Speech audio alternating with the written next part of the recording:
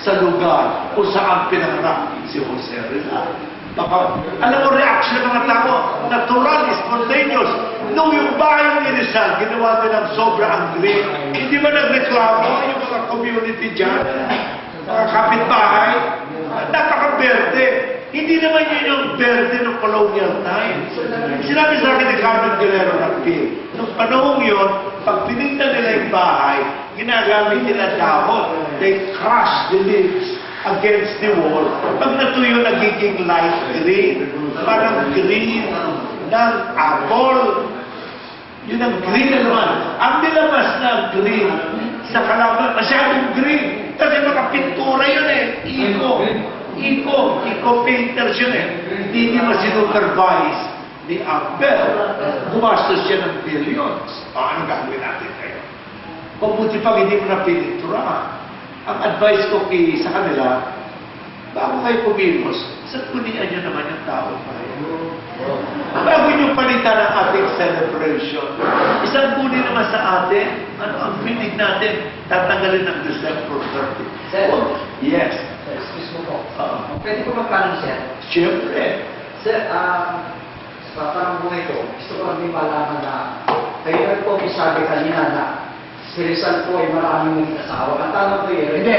Girlfriend. Girlfriend. So, Yes, kasanayan meron. Panoorin mo yung pelikulang Rizal at Dapitan. Pero tao yun. No? May writer rin yun. Pinangalanan niyang Francisco.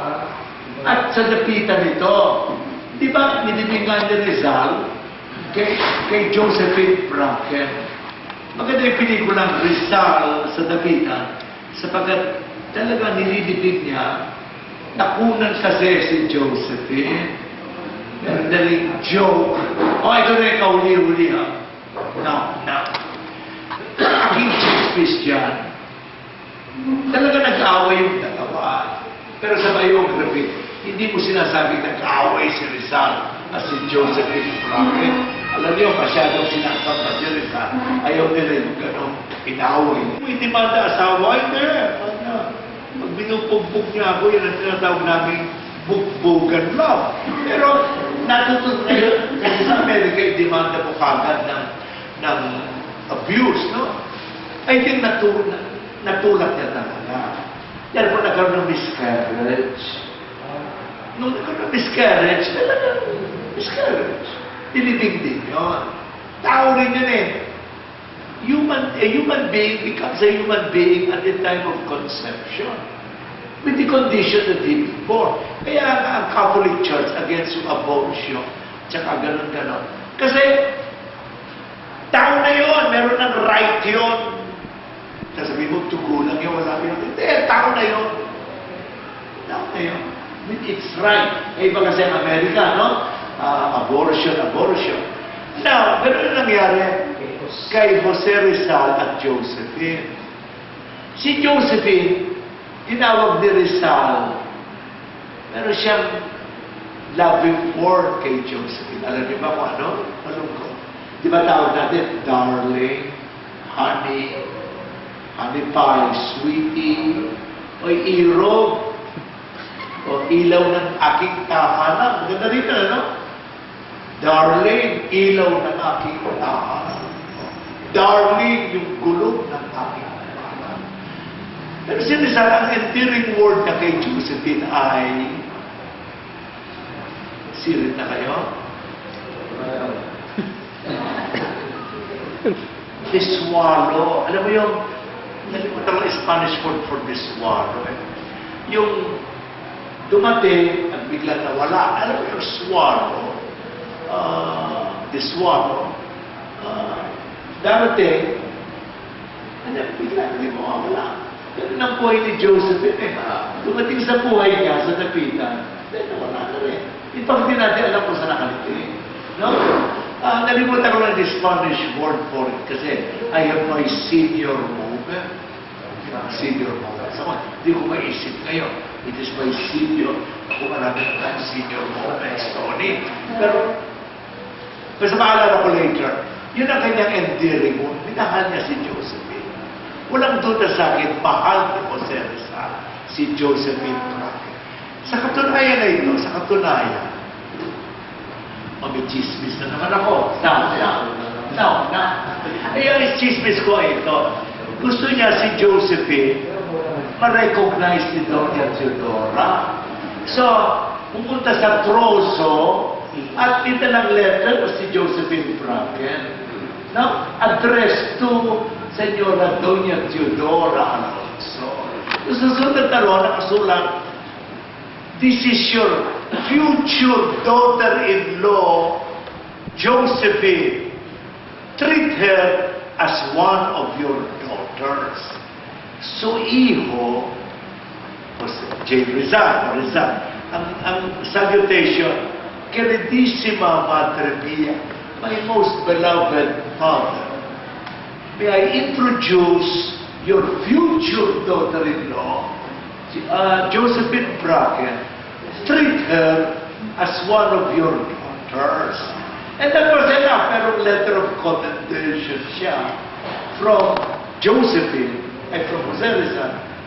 Inako niya, except that the other sisters were against. But Trini was pro-Josephine. Nakapin niya si Josephine. And Señora Doña Teodora Alonso. After that, walang tayong alam kay Josephine. Alam niyo, walang tayong alam dyan. One time nagre-lecture ako sa US, di ba buti wala ako sinabing masama kay Josephine Bracken. Kasi sa mga biography, nakasulat, a woman of loose morals, na hindi totoo. Hindi ko naman siya tinawag na gano'n kasi wala naman ako lecture ko na lecture. This was in the 80s pa.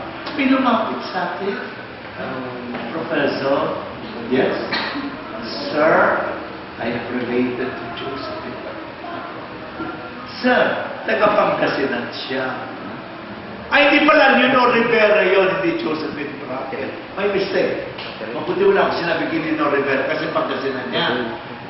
Apa itong estudyante ko ngayon, sabi ko, si Pina, ang dami niya libro din nila sa akin, no. Yung I cannot own God kasi ako niya, sa inyo yan, heirlooms na inyo yan. Pero siguro gusto mo kaming kumpitahin. Kumpitahin kami sa Pangasinan. Isa ng estudyante ko, kinumpitan niya ako dito, sa bahay ni Pasiano. Sa mga bahay ni Pasiano. Los Baños. Sa bahay ni Pasiano. Kasi yung kanyang related siya kay Pasiano, advance siya. So, related ako talaga. So, ito mga o sige, mag-organize ka ng kwan, pupunta tayo ron. So, sinalubog nila ako as my students. Mga estudyante ko, kaagad nagpunta sa beach. Kasi pag Los Baños, beaches kaagad, no? So, nagpaiwan ako sa bahay ni Pasiano. Dito na lang ako magpapahinga. Pinunta ko yung kanyang bed, ang liit-liit ng bed ni Pasiano. Meron siyang kama, no? Pag ganon, patulak-tulak, nakatingin siya sa river. Doon pala umuupo si Pasiano, and they called him solitario. Hindi siya nag-asawa. Pero marami siyang common law. Kaya dami dito Rizal. Mga common law yun. Di ba marami siyang ganyan? Inikot ko mga retrato, talagang historic. Tsaka yung libingan ng mga kapatid, nilipat na rin sa soldan, sa lote nila, sila Trini and the sisters. O lumilipad, o tumutoktok, o naging, wala. Sir kami, sir, pamilya na yan, ano? Pumunta kami rito, at tumatagal, narinig kami music, piano, kung ano-ano. Sir, kayo ay friendly spirit. Kapag punta pala sa bahay ng mga namatay na kamukha ni Rizal ni Pasiano. If they think you are a friendly spirit, tahimik, walang noises, wala yung mga pinarinig ka. Kasi alam nila, yung nag-occupy ng house is one of them. Kaya wala ka marinig ng musika. Pero pag the spirit is unfriendly, they produce sound. Piano, ano-ano. Totoo ito.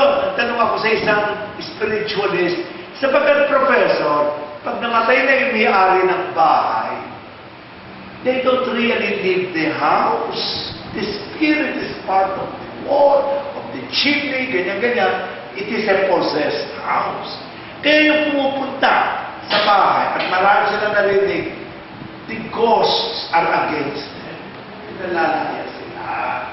But, if you happen to be a friendly visitor, mabait sila, tahimik. Yung pelikula ganito Enjoy yung mga pelikula gano'n. So, ako naman natutuwa, nung pinisita ko yung bahay ni Pasiano, ang kaluluwa ni Pasiano, na nakita si Kurokono, sabi niya, si Professor Lapus ito. Ito yung nagtuturo ng buhay ng Rizal for 35 years. He belongs to us. Kaya, let us be civil and ceremonial to him. At least yun ang aking reward. Ano ba naman sinusweldo ng teacher sa Mariose? Kung pakikita ko sa inyo ang aking naipon, baka sabihin niyo naman kinita mo, you are Professor Jose de Villalobos. Totoo yun ang kinita ko.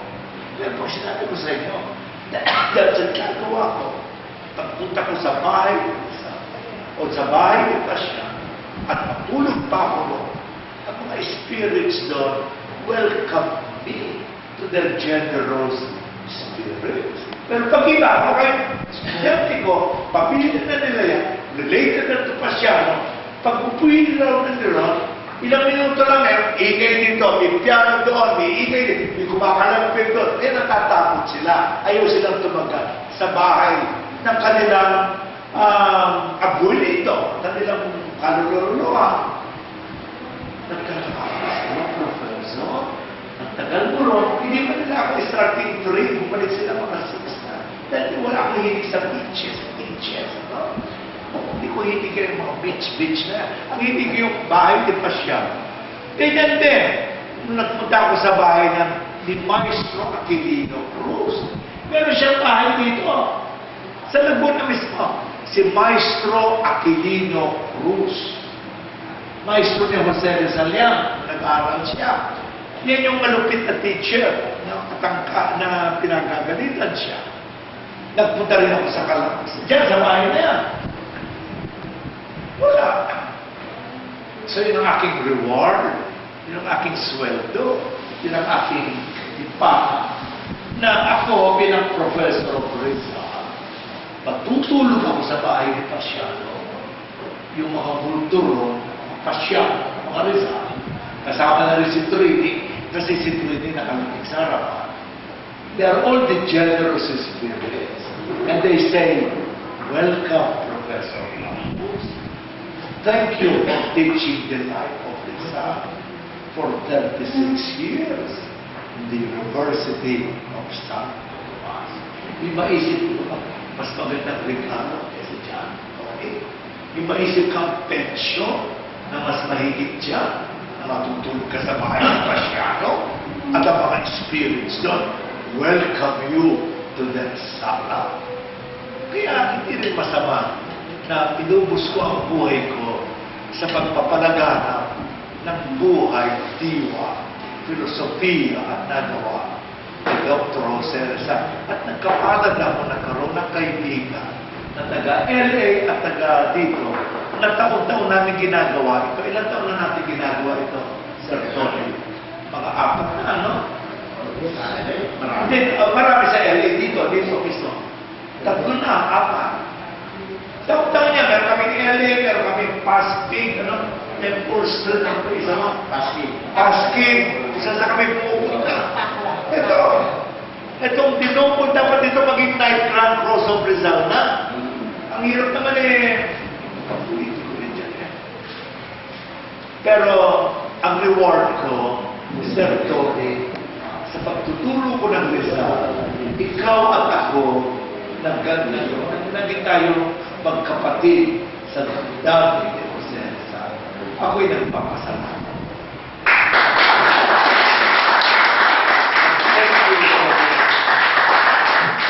Ikaw na magbasa. Ang aking mata ay may glaucoma. Oo nga pala, ito ang maganda ito. Basahin mo. Si Cecil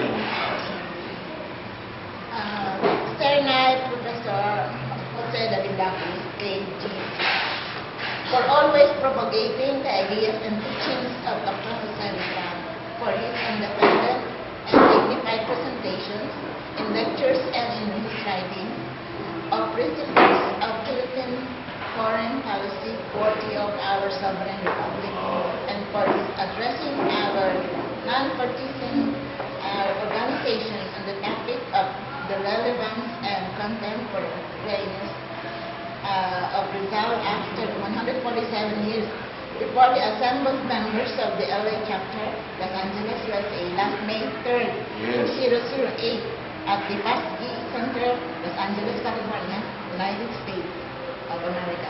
Witness our hands, Sir Antonio R. Blanco, AG, OR.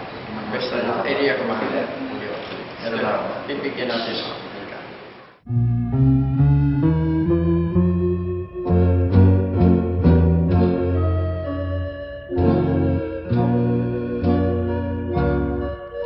Ang sikat ng araw ay lubhang mainit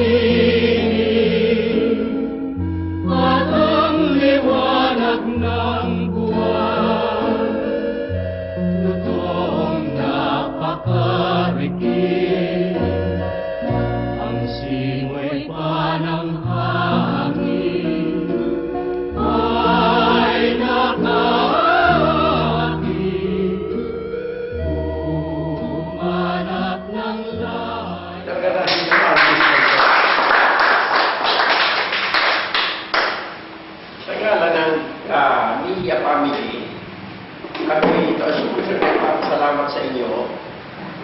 At itong pagkakataon na ito, dahil sa alam ko kayo ay lahat mga naghahanap kay Rizal, iparirinig ko sa inyo ang pamamaalam niyo sa Rizal sa kanyang hapunesang girlfriend na si Rizal. Alam mo yan, nung siya ay bagong umalis sa Japan, meron siyang kapirasong note. Nung ako yung nagagawa ng librong Buhay ang Pag-ibig, Talang Buhay, sa kanyang Sessions Life in Poetry, pinumpos ko yun in poetry, dahil ang libro ko lang in poetry.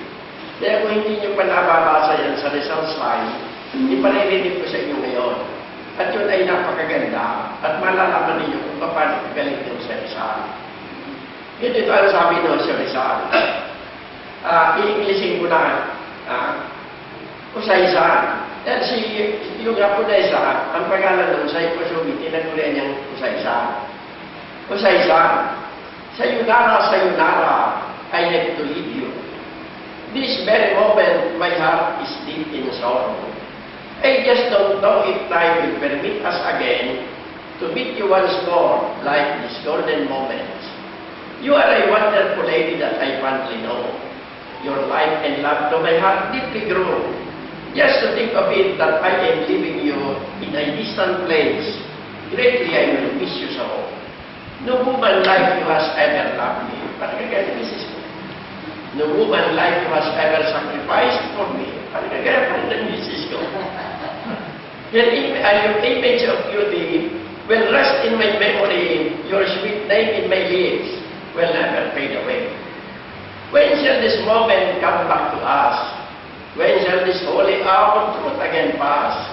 When shall this sweet day of life come again? When shall I have peace of heart and mind? You symbolize camellia in my ecstasy, a flower of fragrance with a luring beauty. You are the heirs of a wonderful family. I carry woman in my life of uncertainty. Sayonara, goodbye. Yan ang pinakamagaling na. Yan yung malalaman kung ano kagaling ni Rizal. Bagamat yun rinanslate ko na yung poetry. Dahil alam mo, ako'y naakit lamang ng isang pusong kalate niya. Kung hindi dahil sa kanya, tiyak na wala sana ako rito sa inyo. At ito naman, sasabihin ko sa inyo na talagang bagay na ako'y isang makata. Dahil nung araw itong misis ko nagpunta sa Amerika, ang usapan namin, 2 years lang. After 2 years, ayaw pa bumalikan. Ako'y kabado na. Kaya pinadala ko siya ng tula, ng pamagat, hinihintay kita. May sinabi ako na sa tula na ganito. Kung ako pasesil sa puso mo'y mahal, sa iba yung dagat huwag nang magtagal. Uhaw na ang puso sa iyo aking hirang, sa pangungulila, ngayon naghihintay. 2 taon na walang lumisan ka. Laging kaulaya ang pighati at dusa. Tanging alin ko'y bawang alaala. Laging dalangin ko, magbalik ka sana. Kaya bumili. Yan ang like. Ngayon, nasabihin ko sa inyo na isa ako sa mga mapalad sa married life. For the last 44 years, minsan hindi kami nagkagaling. Bihira yan. Dahil alam mo, itong mga life, sasabihin ko sa inyo kung ano tekniko para malaman ninyo. Dahil kami nagsulat din ng libro, Keeping Marriage On. Pag nagalit sa inyo kasama nyo, halikan nyo, ilips to lips nyo, hindi ninyo makakapagsalita. Di ba? Paano kung iwawayin niya na barato ng bibig? Yan gamitin nyo yan at hindi kayo awayin niya kasama nyo. Pagka nagagalit, ilips to lips nyo. Hindi makakapagsalita yan. Yan lang yung ginagawa ko. Kaya, kung masusunod at saka isa pa, kaya hindi ako iniimbestiga ng aking darling ko naman sa kagwapo. Dala-dala ko palagi ng litrato ng ganyang nanay. At yung retrato yun, may dedication. Ang sinasabi doon, Tony, sa pagdadala mo ng retrato ko ay malaki ang mamanahin mo, pinamana sa akin isa siya. Pangalawang retrato naman, Tony, sa pagdadala mo ng retrato ko ay dublin ang mamanahin mo, binigyan kami ng outfit at saka lama. Yan ang bitay na nagdadala ng retrato ng kanyang ganan. Kaya na lang salamat sa inyo lahat.